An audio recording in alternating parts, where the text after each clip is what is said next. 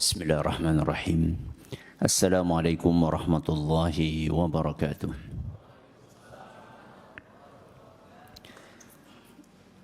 Alhamdulillahi rabbil alamin. Wabihi nasta'inu ala umuri dunya waddin. Wa sallallahu ala nabiyyina wa sayyidina Muhammadin wa ala alihi wa sahbihi ajma'in. Amma ba'd. Kita panjatkan puja dan puji syukur kehadirat Allah Subhanahu wa taala. Pada kesempatan pagi yang sejuk ini, kita kembali diberi kekuatan, kesehatan, hidayah serta taufik dari Allah Jalla wa Ala, sehingga kita bisa menghadiri salah satu taman surga Allah Azza wa Jalla di muka bumi. Kita berharap semoga Allah Subhanahu wa taala berkenan untuk melimpahkan kepada kita semuanya ilmu yang bermanfaat, sehingga bisa kita amalkan sebagai bekal untuk menghadap kepada Allah Jalla wa Ala. Allahumma amin. Salawat dan salam semoga senantiasa tercurahkan kepada junjungan kita Nabi Agung Muhammad sallallahu alaihi wasallam, kepada keluarganya, sahabatnya, dan umatnya yang setia mengikuti tuntunannya hingga akhir nanti. Para hadirin dan hadirat dan juga segenap pendengar serta pemirsa rahimani wa rahimakumullah. Yang pengen jadi orang kaya angkat tangan. Masya Allah. Berarti yang enggak angkat tangan pengen jadi orang miskin. Yang pengen jadi orang kaya angkat tangan. Masya Allah. Pengen jadi orang kaya. Oke, pertanyaan kedua. Yang sudah jadi orang kaya angkat tangan. Masya Allah. Yang angkat tangan cuma satu. Berarti sisanya ada beberapa kemungkinan. Kemungkinan pertama, sisanya miskin. Atau ada yang kaya tapi nggak mau angkat tangan. Dan orang yang kaya tapi nggak mau angkat tangan ada beberapa kemungkinan. Kemungkinan pertama, takut sombong. Kemungkinan yang kedua, takut diutangi. Jenengan yang mana? Oke, seandainya ternyata yang nggak angkat tangan ini memang betul-betul masih miskin. Padahal tadi ketika saya tanya pengen jadi orang kaya atau tidak, rata-rata semuanya angkat tangan. Berarti kan keinginan jenengan belum tercapai. Betul? Iya, karena kan kita pengen jadi orang kaya. Dan itu mungkin cita-cita sejak kecil. Ya. Sehingga namanya hartawan. Padahal enggak punya harta. Ya.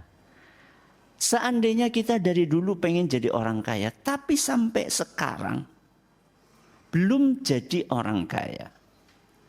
Apakah Allah sayang sama jenengan? Sayang? Kan kita minta belum dikasih sama Allah. Sayang?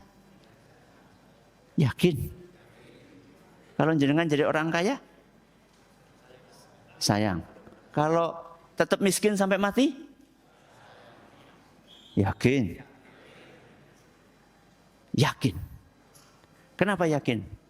Karena Allah Azza wa Jalla telah memberikan kepada kita nikmat yang lebih istimewa daripada kekayaan.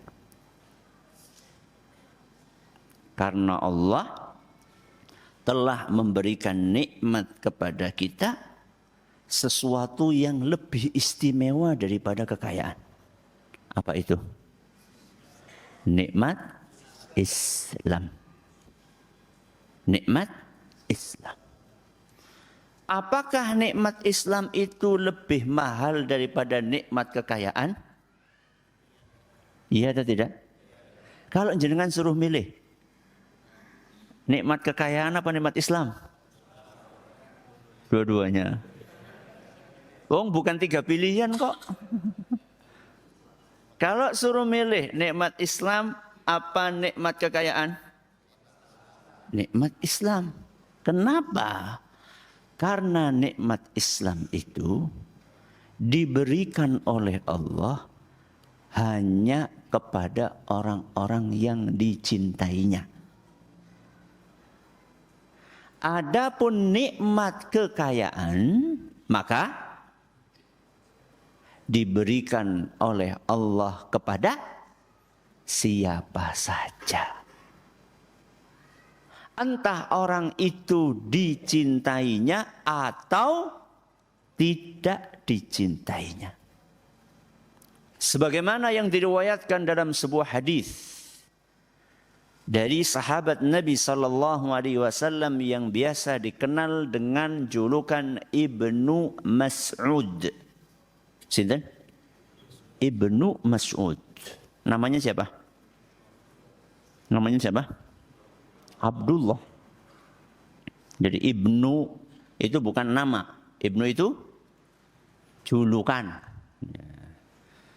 Oke, ngone anaknya Pak Ahmad. Namanya siapa? Namanya bukan anaknya Pak Ahmad. Anaknya Pak Ahmad itu julukan. Sebuah hadis yang diriwayatkan dari Ibnu Mas'ud radhiyallahu anhu, beliau berkata, qala Rasulullah SAW, Rasulullah SAW bersabda, Inna Allah Azza wa Jalla yu'ti dunya man yuhib wa man la yuhib. Sesungguhnya Allah Subhanahu wa Ta'ala akan memberikan dunia kepada orang yang dicintainya dan kepada orang yang tidak dicintainya. Berarti kalau urusan dunia, maka Allah berikan kepada siapa aja. Makanya jangan kaget kalau ada orang kaya raya tapi tidak sholat. Jangan kaget kalau ada orang kaya raya tapi bahkan bukan orang Islam. Jangan kaget. Pertanyaannya, kenapa Allah memberikan dunia kepada siapa aja?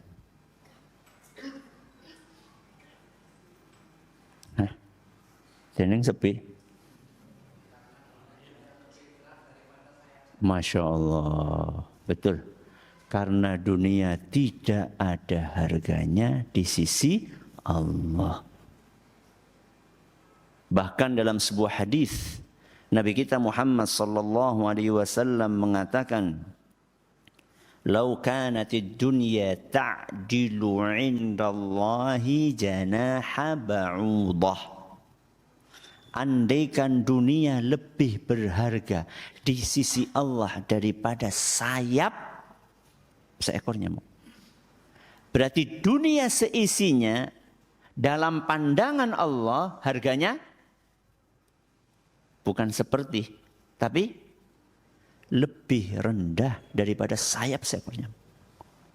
Bukan nyamuknya loh. Apa nih? Sayap. Kira-kira kalau jenengan punya sayap nyamuk, ada yang minta, jenengan kasih enggak? Ya. Ngung. Terus dapat apa? Sayap. Terus ada orang datang, mas gue gonyong. Jenengan kasih. Bayar apa gratis? Kenapa? Tidak ada harganya. Jadi kenapa Allah Azza wa Jalla memberikan dunia kepada siapa aja? Karena dunia di sisi Allah tidak ada harganya. Tapi lihat kelanjutan dari hadis tersebut. Wala yu'tid dina illa man ahab. Tapi kalau urusan keimanan, urusan keislaman, agama yang baik, tidak Allah berikan kecuali kepada orang yang dicintainya. Hadis riwayat Ahmad, dan kata Syekh Muqbil rahimahullah, minimal isnadnya hasan. Tapi kata Imam Ad-Daruqutni, lebih pas ini adalah perkataannya Ibnu Mas'ud. Jadi bisa jadi ini adalah perkataannya Ibnu Mas'ud atau sabdanya Nabi kita Muhammad sallallahu alaihi wasallam. Baik. Berarti kita walaupun sampai sekarang masih miskin, itu bukan berarti Allah tidak sayang. Kenapa kita yakin seperti itu? Karena kita sama Allah sudah dikasih kenikmatan yang lebih mahal daripada kekayaan. Apa tadi? Beragama Islam. Padahal rata-rata dari kita mendapatkan karunia nikmat beragama Islam lewat permintaan dan permohonan kepada Allah atau tidak? Enggak. Ada di antara jenengan yang ya Allah jadikan saya seorang muslim? Ada? Enggak. Kenapa? Karena ketika lahir sudah Islam. Berbeda dengan orang yang mu'allaf. Banyak di antara mereka itu minta kepada Allah sekuat tenaga. Bukan hanya minta. Mereka juga berjuang untuk mencari hidayah. Contohnya siapa? Salman. Salman Al-Farisi. Apa artinya Al-Farisi?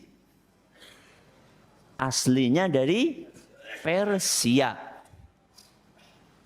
Jadi nek anak jenengan lahir nang Slawi, kue udu Salman Al-Farisi. Wong kang Slawi ngomongnya Farisi. Farisi itu dari mana? Persia. Ya. Salman Al-Farisi, apakah Muslim sejak lahir? Enggak. Awalnya beliau dan ayahnya adalah Majusi, penyembah api. Tapi beliau tidak mendapatkan ketenangan batin, tidak mendapatkan ketentraman, sehingga mencari hidayah. Sampai ketemu agama Nasrani, sampai terakhir ketemu dengan ajaran Islam. Melakukan perjalanan ribuan kilometer. Sekitar 3.000-an kilometer. Untuk mencari agama Islam. Lah kita di rumah ceprot sudah jadi apa? Muslim. Kita beragama Islam tanpa meminta. Terus tanpa apa tadi? Berusaha keras untuk mencari. Dan ingat, kita beragama Islam juga bukan karena jasa besar kita kepada Islam.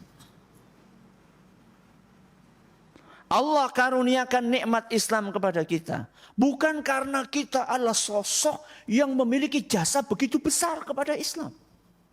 Coba jenengan bayangkan. Paman Nabi kita Muhammad sallallahu alaihi wasallam yang dikenal dengan julukan Abu Thalib. Jasanya besar enggak sama Islam? Besar enggak? Super besar.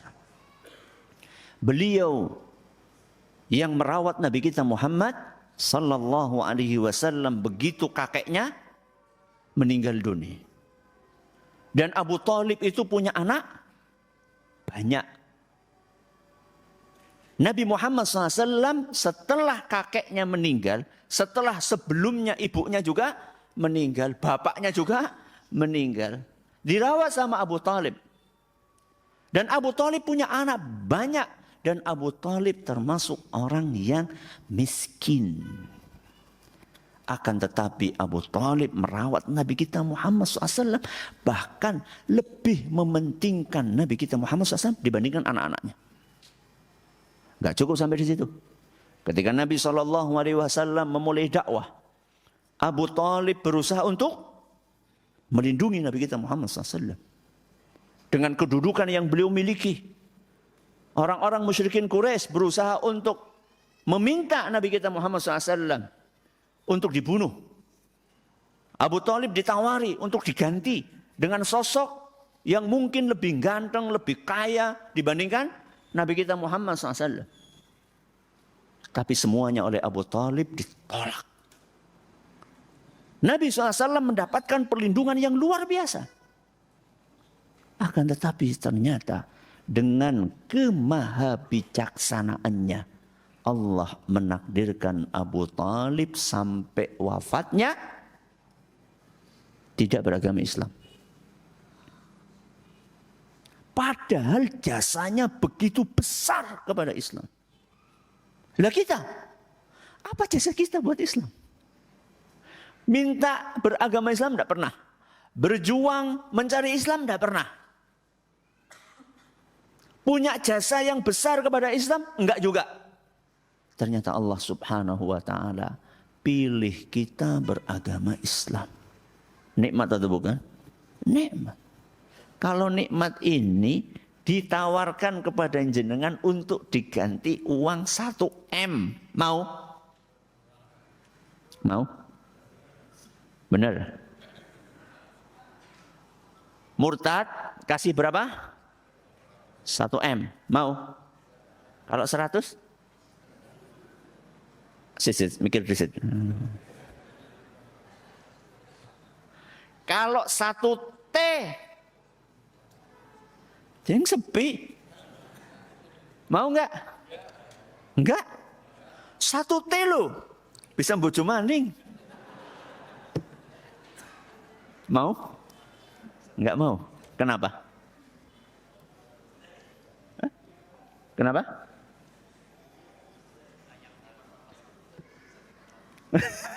Karena tanpa 1 T pun bisa nikah lagi. Pengalaman. Jadi loh, aku tahu urung. Saya bukan tidak ya, tapi belum. Belum berani.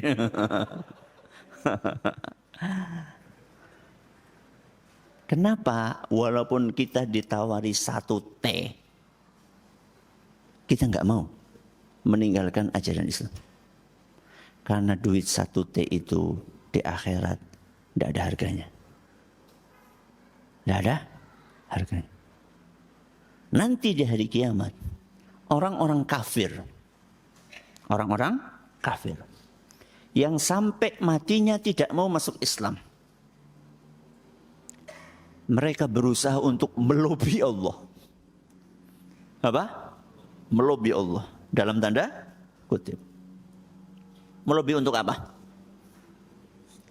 Untuk dibebaskan dari siksaan neraka. Allah Azza wa Jalla ceritakan dalam Al-Quran surat Al-Ma'idah ayat 36. Surat Al-Ma'idah ayat 36.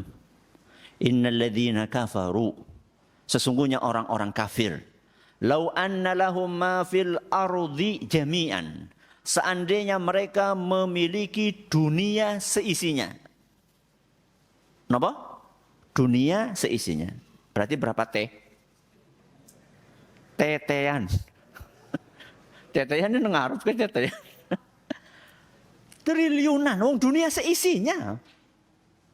Andaikan orang-orang kafir itu punya dunia seisinya, wa mithlahu ma'ahu, masih ditambah dengan yang serupa dengan itu, berarti dunia seisinya double. Untuk apa? Liyaftadu bihi min adzabi yaumil qiyamah. Untuk dijadikan sebagai tebusan supaya dia tidak disiksa di hari kiamat. Mau nyogok. Emangnya hakimnya kayak di Konoha?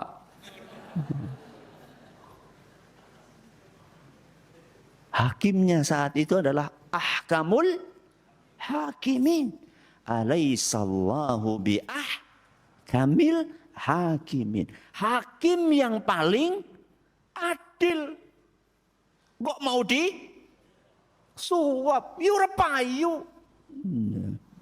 Padahal suapnya tadi dunia seisinya double. Apa kata Allah? Ma tuqbila minhum.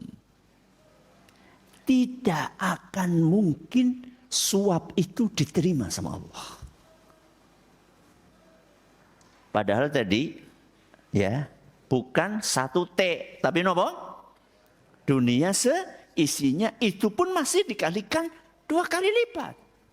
Ya. Jadi jangan pernah menggadaikan keimanan dengan mie sekardus. Murah banget ya. Wong 1 T aja nggak boleh kita tinggalkan, apalagi mie sekardus. Iya Ustaz, tapi kan hidup saya susah. Makan aja sulit. Rumah juga pindah-pindah. Karena statusnya kontraktor. Seumur hidup ngontrak terus. Ya tapi saya hidupnya miskin Ustaz. Ini ada tawaran. Kalau mau pindah, keyakinan nanti akan disediakan rumah, akan disediakan kendaraan. Gimana Ustaz?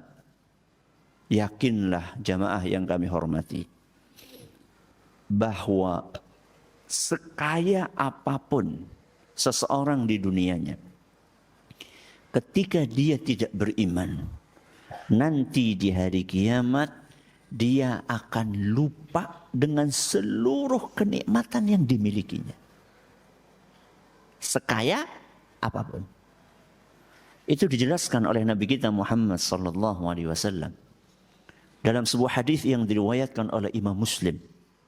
Kata beliau sallallahu alaihi wasallam, yu'ta bi an'ami ahli dunya min ahli nari yaumal qiyamah.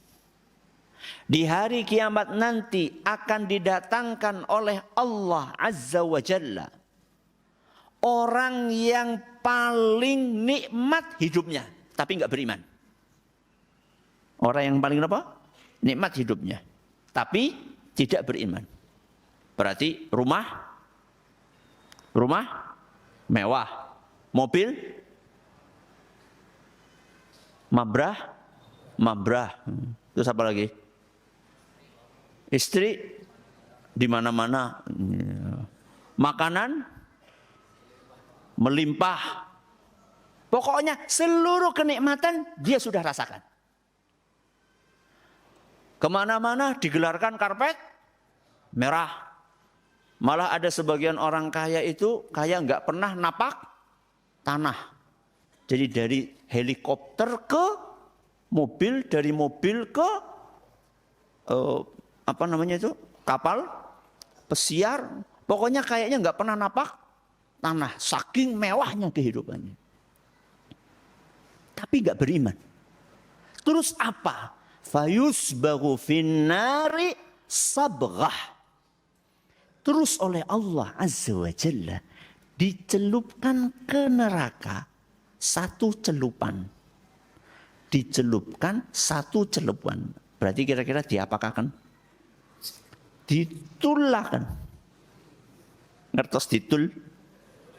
Ditul itu ditempelkan.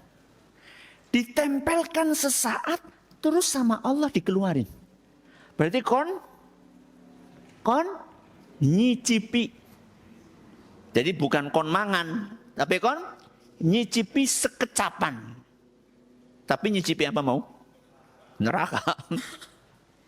Summa yuqalu.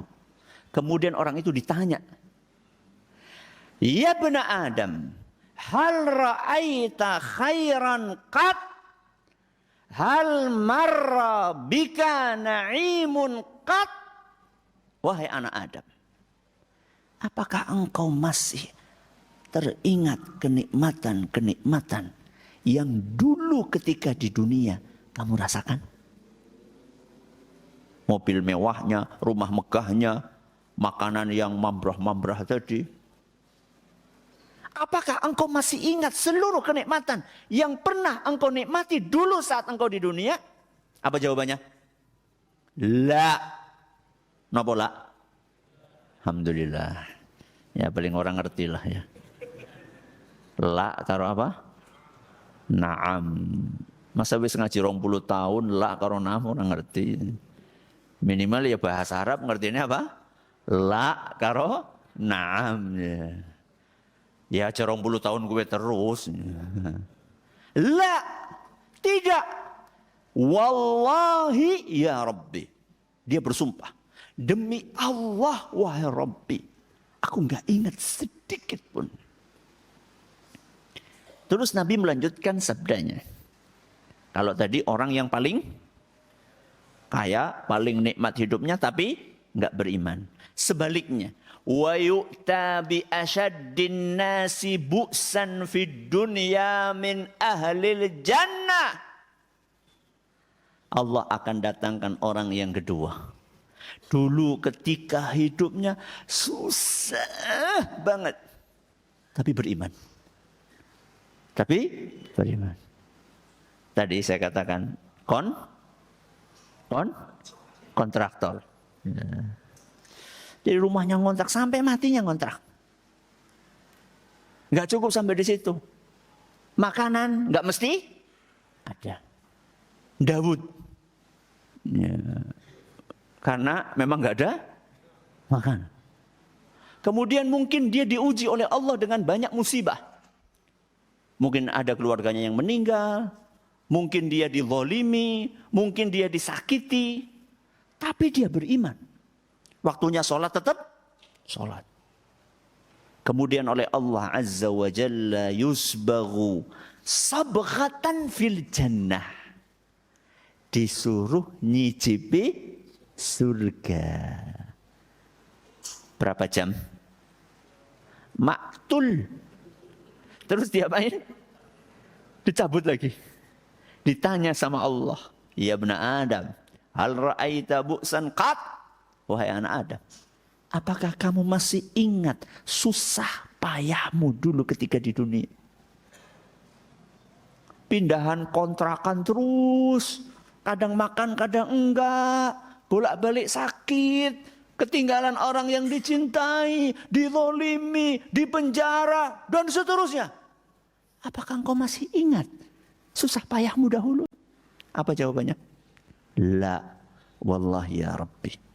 Demi Allah, wahai Rabbi, aku tidak ingat sedikit pun. Semuanya terlupakan dengan kenikmatan surga yang cuma sebentar saja. Berarti habis itu masuk lagi enggak? Ya masuk. Itu kan cuma untuk apa? Ngetes. Bukan berarti setulan tok ya ora. Jadi semiskin apapun kondisi kita, jangan pernah tinggalkan Islam. Apa temanya? Mensyukuri nikmat Islam. Ada 3 poin yang harus kita perhatikan dalam tema mensyukuri nikmat Islam. Yang pertama, syukuri. Yang kedua, pelajari. Yang ketiga, amalkan. Ada berapa poin penting? Yang pertama apa?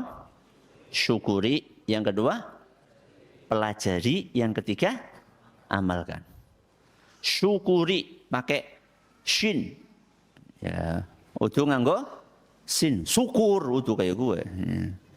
Nah, syukur gue kenapa? Kawus.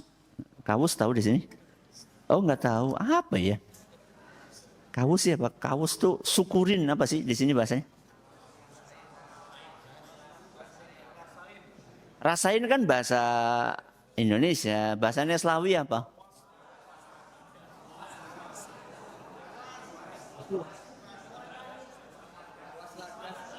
Puas ladas. Temenan gitu? Oh masalah. Dapat kosakata baru. Kalau di sana itu kawus ya. Kawus ya. Pakai shin ya, syukuri. Ya. Jadi ketika kita dapat nikmat Islam harus disyukuri. Apa tandanya syukur? Salah satu tandanya kita mensyukuri nikmat Islam adalah kita merasa bahagia. Dengan apa? Dengan keislaman kita. Jadi syukur itu ada tandanya. Salah satu tandanya kita bersyukur adalah kita merasa bahagia, merasa senang, merasa bergembira dengan nikmat tersebut. Sebagaimana yang dijelaskan oleh Allah Azza wa Jalla dalam Al-Quran surat Yunus. Surat apa? Yunus. Ayat 58. Di mana Allah Azza wa Jalla berfirman, "Qul," katakanlah, "bifadlillahi wa birahmatihi fabidzalika falyafrahu." Katakanlah, hendaklah mereka merasa bahagia, merasa senang, merasa gembira dengan karunia dan nikmat dari Allah. Dan karunia yang paling besar tadi apa? Islam. Berarti tandanya syukur adalah merasa bahagia. Kebalikannya syukur apa? Kufur. Kufur. Tandane syukur bahagia, tandane kufur minder. Kenapa? Minder. Minder dengan apa? Minder dengan keislamannya. Masa ada orang yang minder dengan keislamannya? Banyak. Salah satu cirinya adalah mengatakan, wah, Islam yang dibawa sama Nabi SAW itu sudah tidak relevan. Harus direvisi, disesuaikan dengan kekinian. Islam kekinian. Ya. Islam Nusantara. Nanti ada Islam Barat, nanti ada Islam Timur, nanti ada Islam Utara. Jangan minder dengan ajaran Islam. Orang yang minder itu adalah orang yang punya kekurangan. Saya tanya, Islam itu agama yang sempurna apa agama yang kurang? Agama yang sempurna. Seharusnya yang minder itu orang yang ajarannya penuh dengan kekurangan. Lawang Islam itu agama yang paling sempurna kok minder? Sahabat siapa tadi yang nyari Islam sampai ribuan kilometer? Salman. Salman itu pernah diprovokasi sama seorang musyrik. Sebagaimana dituturkan di dalam sebuah hadis yang diriwayatkan oleh Imam Muslim. Musyrik itu datang kepada Salman. Apa kata seorang musyrik itu? Qad 'allamakum nabiyyukum kulla syai'in hatta al-khira'ah. Nabimu itu loh, apa-apa diajari. Apa-apa diatur. Sampai buang hajat saja diatur. Betul? Betul? Betul. Apa tujuan musyrik ini ngomong kepada Salman? Tujuannya apa? Untuk bikin don. Kayak gue pok bedi atur-atur ada mau WC diatur. Apa jawaban Salman? Minder? Enggak. Apa kata beliau? Ajal. Ya, tentu. Gitu seharusnya seorang muslim. Islam kok kayak gue? Iya, pancen kayak gue. Ya, kira-kira seperti itu. Kok kudu mau masjid? Ya iyalah, keren. Gitu harusnya. Masa harus nutup aurat? Ya iyalah. Emang lemper dibuka. Jadi kita itu jangan minder dengan ajaran Islam. Kayak sinten? Salman. Bahkan gak cukup sampai di situ. Laqad nahana an nastaqbilal qiblata li ghautin aw baulin. Li ghaitin aw baulin. Malah Salman sekalian ngajari kepada si musyrik itu. Aturan buang hajat. Nabi kami itu ngajari kalau buang hajat nggak boleh menghadap kiblat atau membelakanginya. Berarti seharusnya kita menghadap kemana? Menghadap kemana?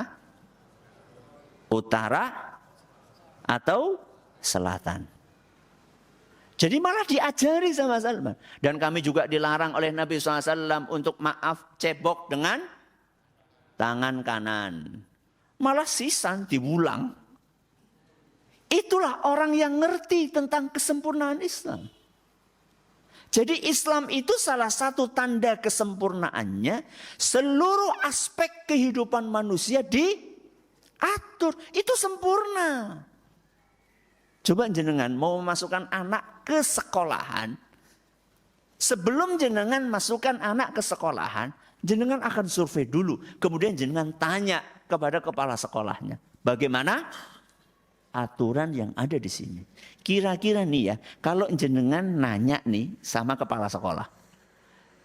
Pak, di sini aturannya bagaimana? Terkait dengan apa? Terkait dengan masuk dan pulang. Oh, kalau di sini sih masuknya kapan saja boleh. Pulangnya bagaimana? Ya terserah. Itu terkait dengan aturan masuk dan pulang. Kalau pakaiannya bagaimana? Bebas. Mau pakai apa saja boleh. Enggak pakai baju juga boleh. Kalau SPP, wah kalau itu ada aturannya. Kira-kira jenengan jadi enggak masukkan anak ke situ? Ya enggak jadi. Karena sekolahan yang enggak ada aturannya atau aturannya enggak lengkap, itu tandanya sekolah tersebut banyak kekurangannya. Lah Islam ini ajarannya lengkap banget. Mulai dari kita bangun tidur sampai tidur lagi. Mulai dari urusan pribadi kita sampai urusan negara. Itu semuanya ada aturannya. Jadi jangan dibayangkan Islam itu hanya mengatur urusan hablum minallah saja. Termasuk hablum minannas. Jangan dipikir Islam itu hanya memberikan aturan saat kita di masjid. Islam juga memberikan aturan saat kita di pasar. Jangan dipikir kita itu hanya diatur untuk urusan ibadah. Termasuk urusan politik. Itu diatur dalam agama kita. Jadi jangan sampai kita mau dicekoki sama orang. Wong lagi berpolitik kok ngomong agama. Jangan politik ya mesti kayak gini. Lu enggak seperti itu. Islam pun mengatur urusan politik. Mengatur urusan ekonomi. Mengatur urusan sosial kemasyarakatan. Mengatur urusan hubungan seorang hamba dengan Allah. Hubungan seorang anak dengan orang tuanya, hubungan orang tua dengan anaknya, hubungan suami dengan istrinya, hubungan istri dengan suaminya, hubungan atasan dengan bawahannya. Itu semuanya diatur dalam agama kita. Dan itu tandanya Islam sempurna. Maka langkah yang pertama, syukuri. Apa tandanya syukur? Bahagia. Apa tandanya kufur? Minder. Yang kedua apa? Pelajari. Pelajari apa? Pelajari ajaran Islam. Jangan sampai sejak lahir nganti mati paut terus. Napa? Paut terus. Ya ora lho Ustaz wis S1. Maksud saya PAUD di sini adalah bahasa kiasan dari pengetahuan ilmu agamanya enggak nambah-nambah. Masa dari dulu sejak kecil enggak bisa baca Quran, nganti mati enggak bisa baca Quran. Subhanallah. Jangan seperti itu. Ajaran agama ini harus dipelajari dan itu hukumnya wajib. Kata Nabi kita Muhammad sallallahu alaihi wasallam dalam sebuah hadis yang diriwayatkan oleh Imam Ibnu Majah, dan kata Syekh Al-Albani hadis ini sahih, talabul ilmi fariidatun ala kulli muslim. Belajar ilmu agama hukumnya wajib bagi setiap orang Islam. Laki-laki atau perempuan? Laki-laki maupun perempuan. Dan ilmu agama Islam itu luas. Kita mulai dari yang paling penting. Nopo? Akidah. Tentang rukun iman, iman kita kepada Allah, iman kita kepada malaikat, iman kita kepada Rasul, iman kita kepada hari akhir, iman kita kepada takdir. Pelajari semuanya rukun iman. Setelah itu mempelajari hukum terkait ibadah yang fardu ain. Napa jawab? Sebelum sholat. Sebelum sholat. Haji. Oh, toharo. Toharo siapa? Bersuci. Bersuci contohnya apa? Wudu. Harus belajar wudu. Masa kawit mien nganti seperene golek wudu, pluk pluk pluk. Ngertos pluk pluk pluk? Yang diajarkan sama Nabi SAW kalau mengusap kepala apa? Gimana? Semuanya. Sampai ke belakang. Terus dibalik lagi. Ya jungkatannya rusak. Ora apa-apa. Kan bisa jungkatan maning. Ya.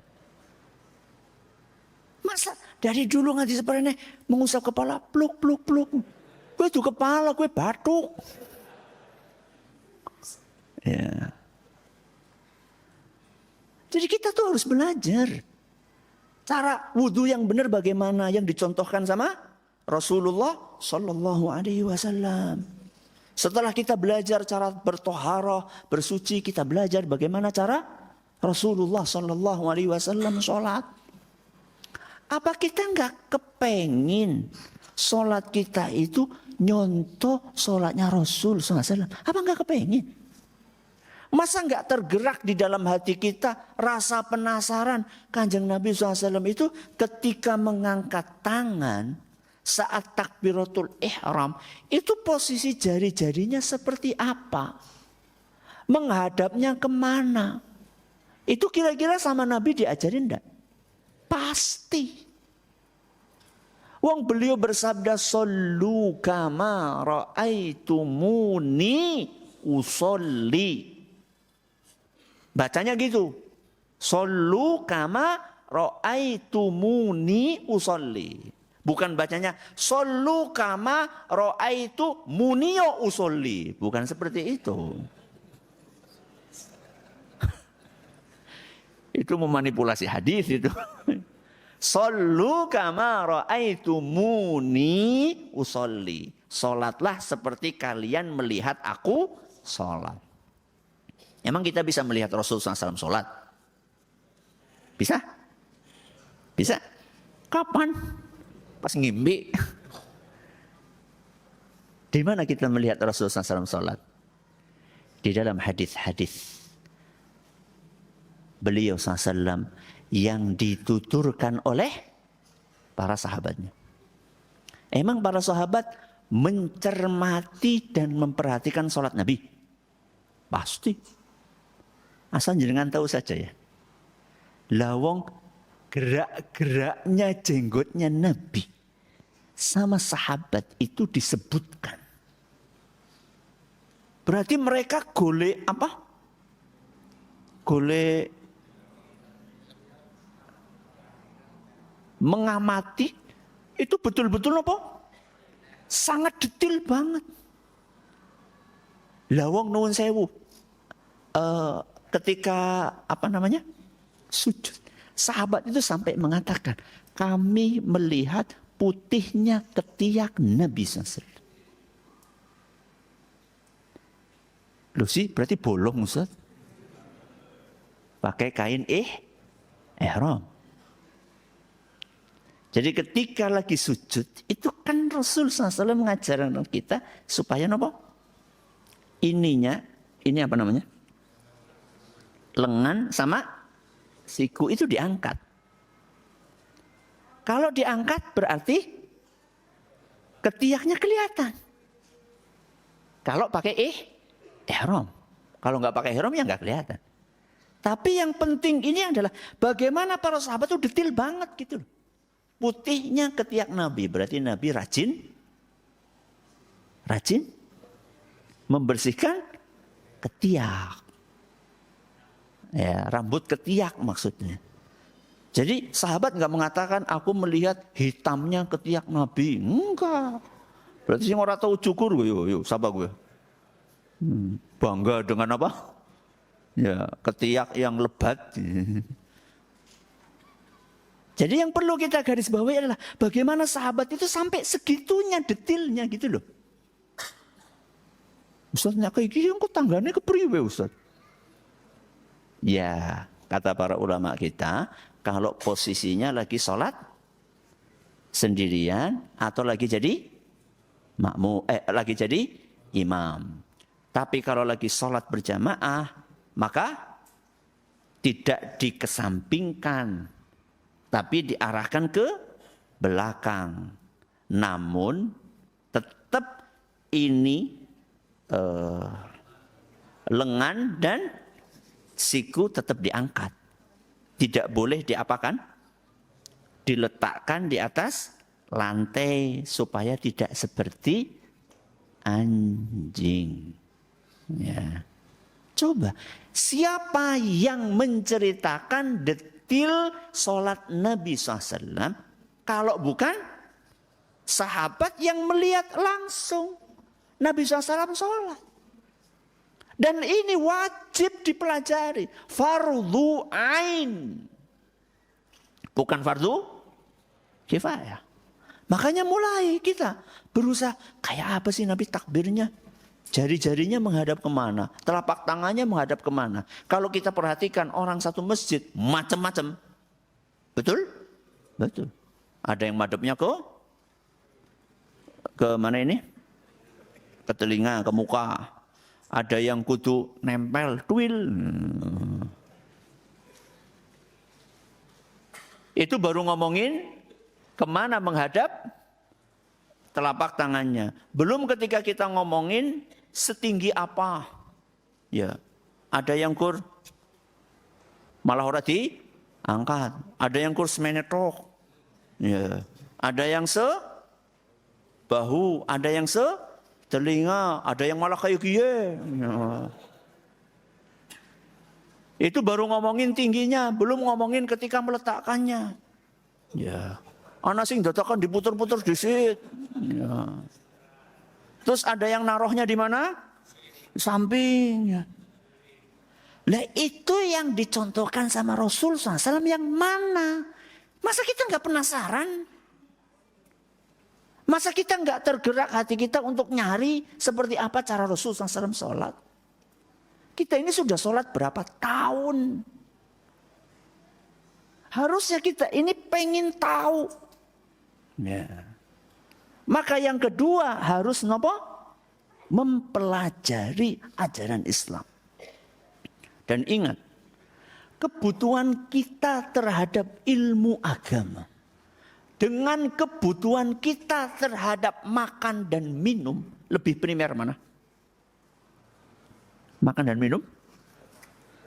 Kebutuhan manusia terhadap ilmu agama dengan kebutuhan dia terhadap makan dan minum lebih primer mana? Kenapa? Karena lebih banyak dibutuhkan. Kalau makan dan minum dibutuhkan sehari, jangan sih berapa kali? 3 kali. Pagi, siang, malam. Kalau ilmu agama, jenengan butuhkan berapa kali? Jenengan bangun tidur pertama kali yang dibutuhkan ilmu. Ilmu apa? Ilmu doa bangun tidur. Nopo? Alhamdulillahilladzi ahyana ba'dama amatana wa ilaihin nusyur. Habis itu butuh apa? Ilmu. Ilmu nopo? Ilmu masuk kamar mandi. Apa ilmu nih? Sebelum kaki ilmu, doa masuk kamar mandi. Nopo? Allahumma inni a'udzubika minal khubuthi wal khaba'ith. Habis itu masih butuh ilmu? Ilmu nopo? Mendahulukan kaki kanan atau kiri.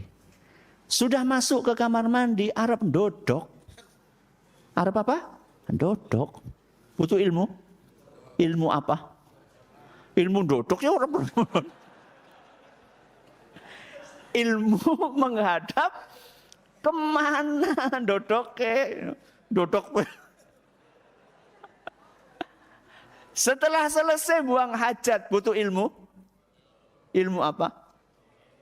Ilmu tangan apa yang dipakai buat maaf cebok.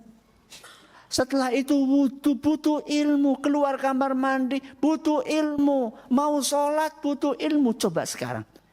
10 menit setelah bangun tidur. Sudah berapa ilmu yang kita butuhkan? Berilmu-ilmu. Saking nopo nih? Banyaknya. Apa kira-kira bangun tidur langsung goleti mendoan? Mendoan makanan ya?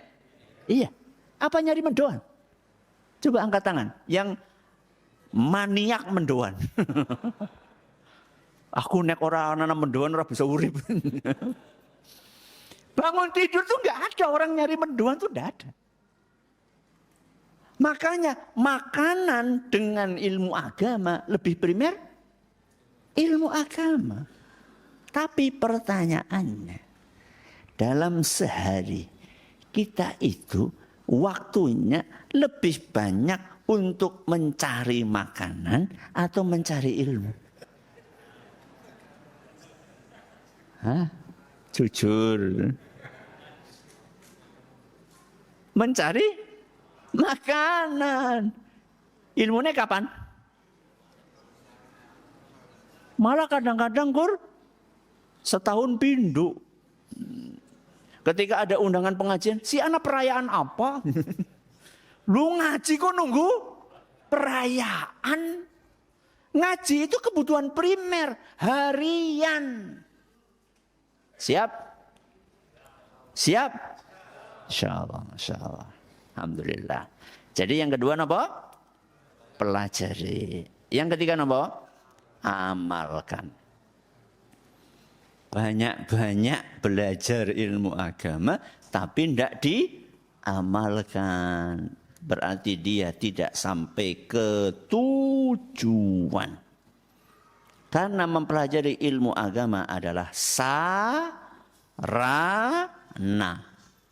untuk mencapai kepada tujuan. Tujuannya nopo?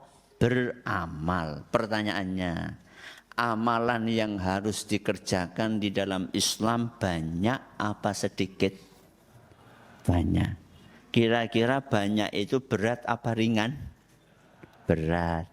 Supaya terasa ringan bagaimana? Dinikmati. Sebelum dinikmati diapain?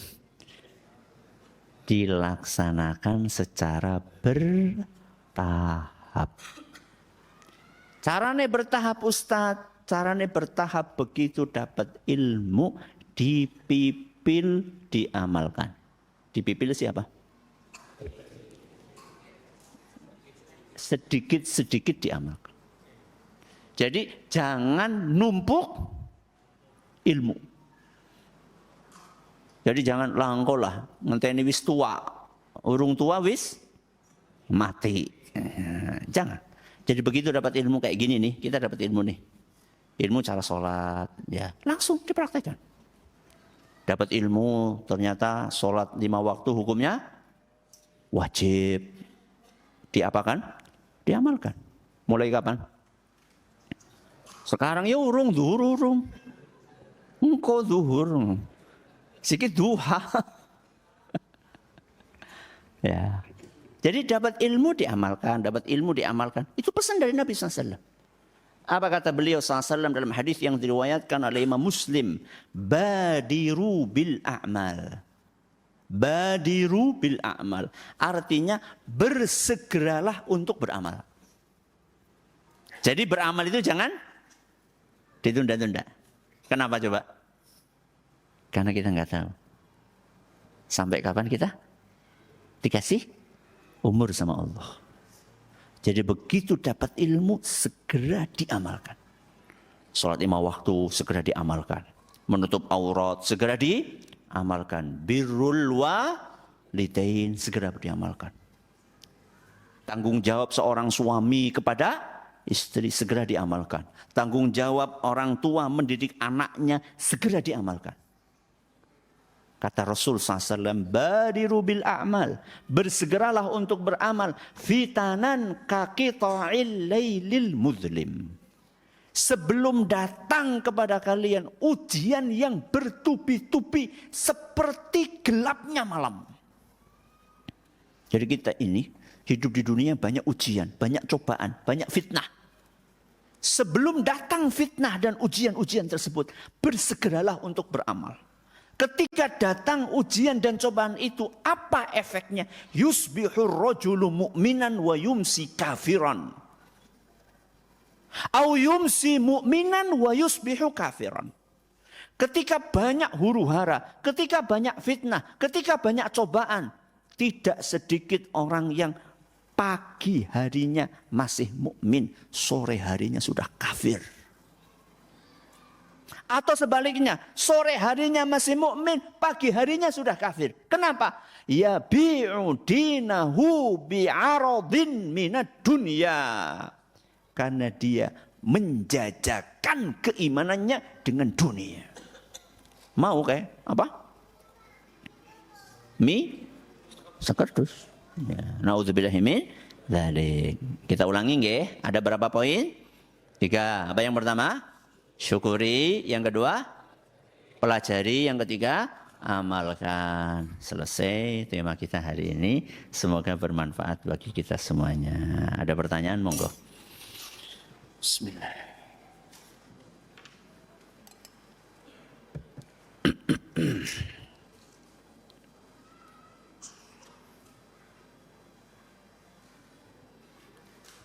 Haruskah seorang muslim bermadhab?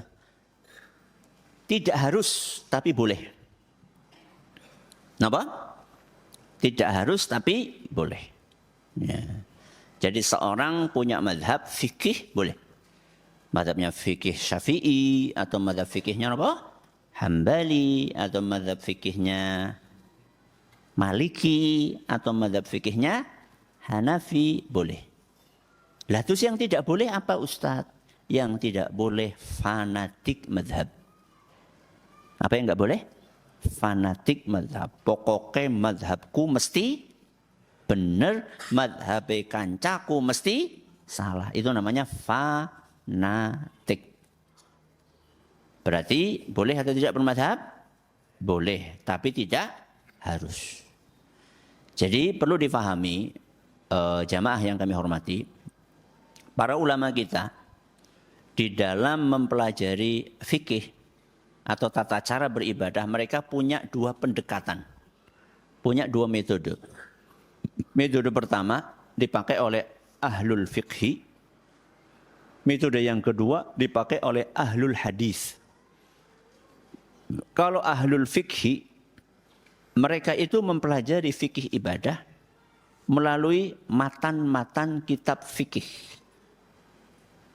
Yang itu biasanya sudah diramu oleh para ulama penulisnya setelah mereka meneliti dalil dari Al-Quran maupun hadis Nabi SAW. Jadi matan fikih kayak matan Abi Syuja dan yang semisal dengan itu dalam fikih madhab Syafi'i. Ya. Al-Ghayatu wa Taqrib, ya, matan Abi Syuja. Itu ditulis oleh Abu Syuja rahimahullah setelah beliau meneliti dalil dari Al-Quran dan hadis. Ini pendekatan ahli fikih. Kalau pendekatan ahli hadis nggak seperti itu. Pendekatan ahli hadis belajar fikih ibadah itu dengan hadis. Pokoknya belajar hadis tentang takbiratul ihram, ya sudah pakai cara takbiratul ihram Nabi kayak gini. Terus rukuknya Nabi SAW kayak gini dalam hadis riwayat siapa. Ini adalah cara fikih, belajar fikih ibadah menurut pendekatan ahlul hadis. Dan dahulu antara dua pendekatan ini mereka akur-akur saja. Nggak saling nopo? Nggak saling menjelekkan, nggak saling menjatuhkan. Walaupun masing-masing mengklaim punya keunggulan, no problem. Ya kalau saya pribadi, karena dulu belajarnya di Fakultas Hadis, ya saya pakai pendekatan ahlul hadis. Ya, tapi saya menghormati orang yang pakai pendekatan ahlul fiqhi. Yang penting tidak boleh apa tadi? Fanatik. Ustaz, posisi sedekap ketika sholat itu di mana? Dalam sebuah hadis, tapi hadis ini masih diperselisihkan oleh para ulama. Ada yang mengatakan sahih, ada yang mengatakan dhaif. Di dada. Di mana? Di dada. Jadi sedekapnya diletakkannya di dada. Dada itu adalah di atas perut. Bukan di leher. Ini leher. Berarti bukan terlalu tinggi juga. Karena dada itu adalah bagian tubuh di atasnya apa? Perut. Berarti seperti ini. Ya. Bagi yang meyakini hadis ini sahih, maka dia meletakkannya di atas dada. Tapi bagi mereka yang meyakini hadisnya ini dhaif, maka dia akan meletakkan di mana? Ya di mana aja, di perut juga boleh. Ya, tapi kalau saya meyakini hadisnya sahih atau minimal hasan, maka saya letakkan di atas dada.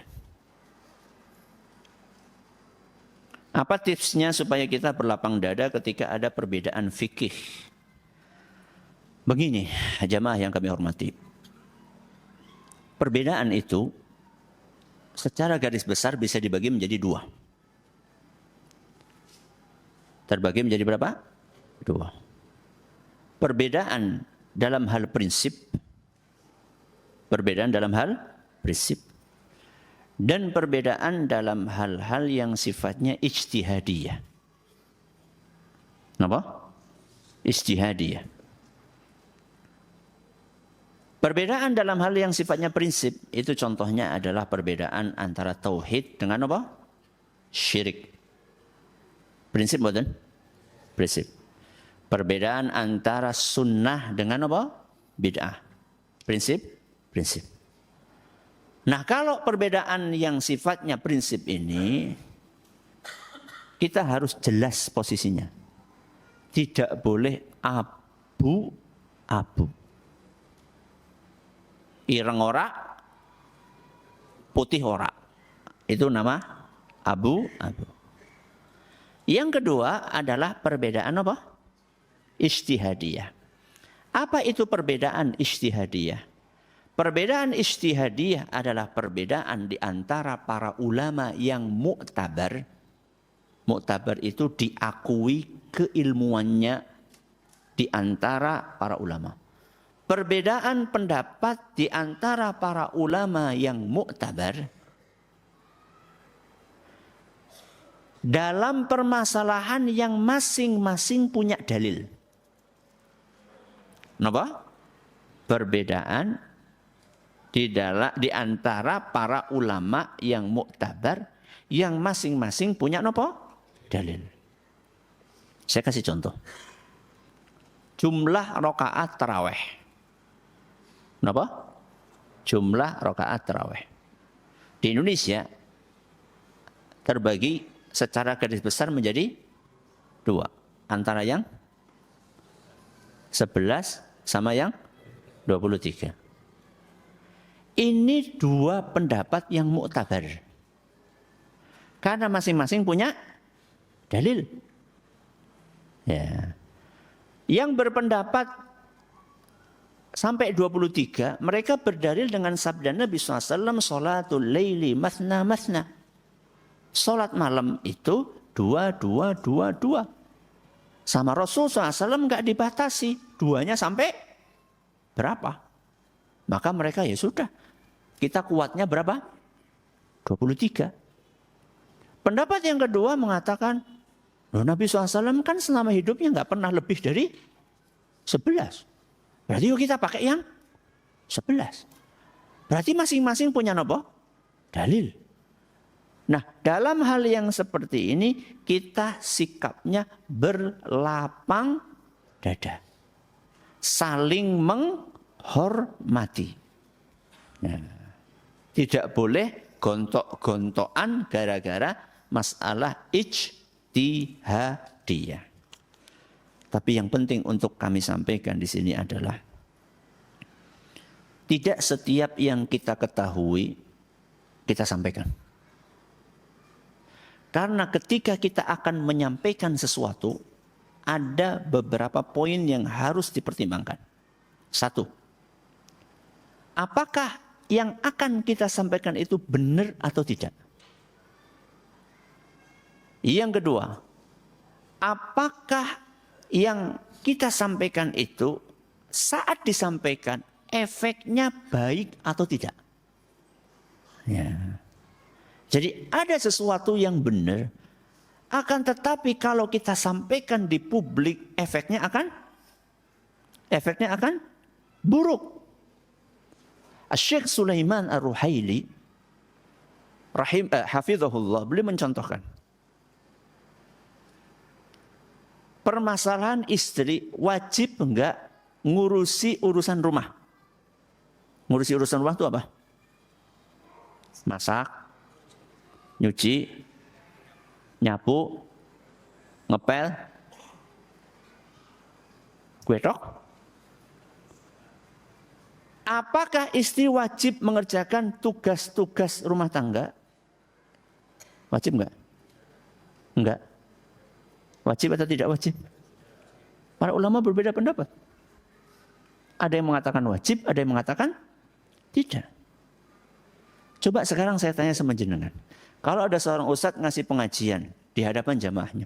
Ibu-ibu, ada sebagian ulama yang mengatakan bahwa ibu-ibu tuh nggak wajib untuk masak, nggak wajib untuk nyuci, nggak wajib untuk ngepel.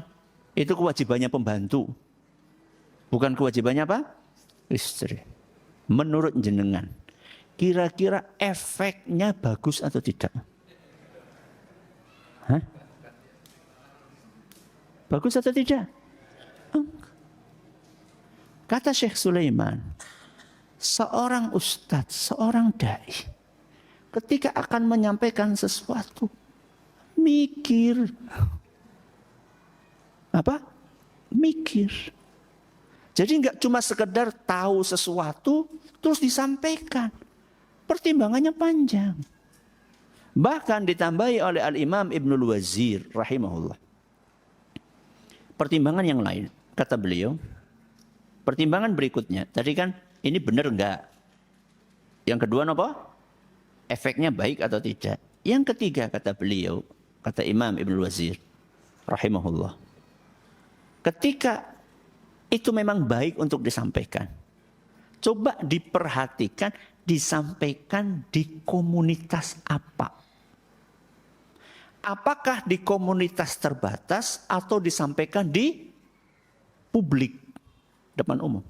Karena belum tentu sesuatu yang bisa dikonsumsi oleh komunitas terbatas bisa dikonsumsi oleh publik. Ustadz, saya ngisinya di pengajian khusus kok Ustadz. Kan komunitasnya terbatas. Iya, tapi kan di-live-kan. Kalau sudah di-live-kan artinya apa? Untuk publik. Jadi Ustadz itu harus punya kebijaksanaan. Harus bijak, punya sifat hikmah. Tidak sekedar asal baca, nemu sesuatu yang unik, langsung diapain? Langsung disebarkan. Harus matang. Ya. Maaf nih.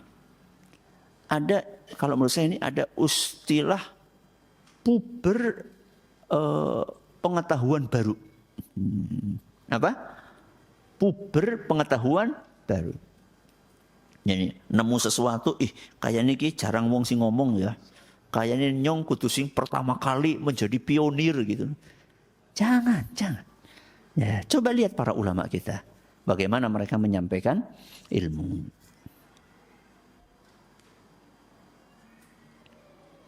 Ustadz minta nasihatnya untuk orang tua yang tidak bisa menyekolahkan anaknya di sekolah sunnah karena kendala biaya.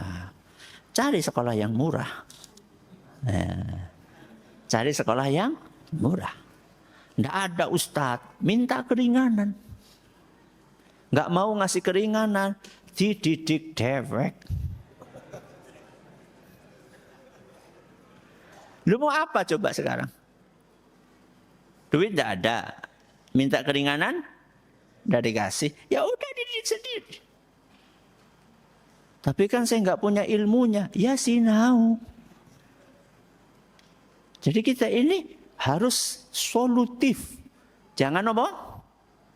Jangan pasrah dengan keadaan.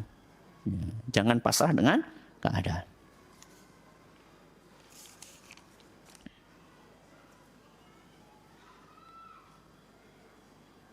Ustadz, apakah kita perlu membaca syahadatain padahal dari kecil sudah beragama Islam sesuai dengan agama orang tua kita? Setahu saya tidak. Ya, setahu saya tidak. Yang disilakan dengan tajdidu asyahadatain, ya, memperbarui apa? Syahadat. Ya, selama kita enggak melakukan kesyirikan, kekufuran, ya, apalagi kita kan setiap sholat selalu apa? Syahadat. Apa orang kemutan? Saking apa nih? Saking seringnya.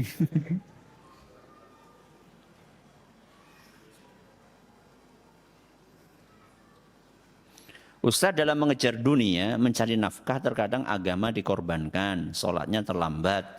Dan dalam mengejar agama, mencari nafkahnya dikorbankan. Mohon nasihatnya agar istiqomah. Ada kisah menarik, yaitu Umar bin Khattab. Sinten? Umar bin Khattab. Umar bin Khattab ketika di Madinah radhiyallahu anhu, itu rumahnya di daerah Awali.